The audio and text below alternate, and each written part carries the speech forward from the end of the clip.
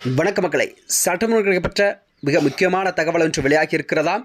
7 seat கொடுத்தா கண்டிப்பாக ராஜினாமா பண்ணுவோம். திமுகவின் கணக்கால் அதிர்ச்சியில் பிரேமலதாவா?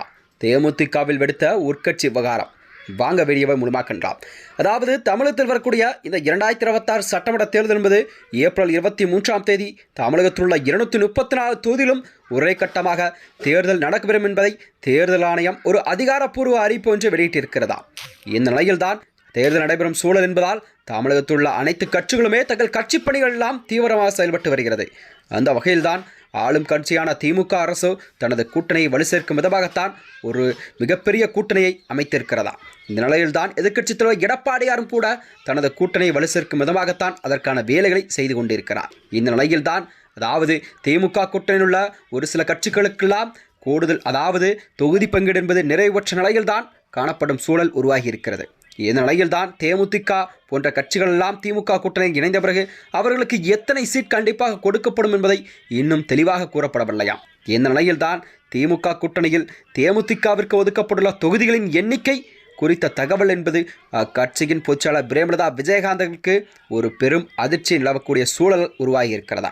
அதாவது தேமுதிகவிற்கு இன்று வரை ஒரு ராஜ்யசபா எம்பி பதவி மட்டும் அதாவது அதிகாரப்பூர்வ அறிவிப்பு ஒன்று வெளியிட்டிருக்கிறது. அந்த நிலையில்தான் அந்த எம்பி பதவியை கட்சியின் மாநில செயலாளரான அதாவது எல்கே சுதீஷ் அவர்களுக்கு கொடுக்கப்பட்டதாக அக்கட்சி வட்டாரங்கள் தெரிவித்திருக்கிறதா. இந்த நிலையில்தான் தேமுதிகவின் நிலைப்பாடு என்னவாக இருக்கும்? வரும் சட்டமன்ற தேர்தலில் தேமுதிகவுக்கு ஒற்றை இலக்கத்தில் அல்லது 7 அல்லது 8 தொகுதிகள் மட்டுமே ஒதுக்கப்படலாம் என திமுக தரப்பில் பேசப்படுவதாக தெரிகிறதா.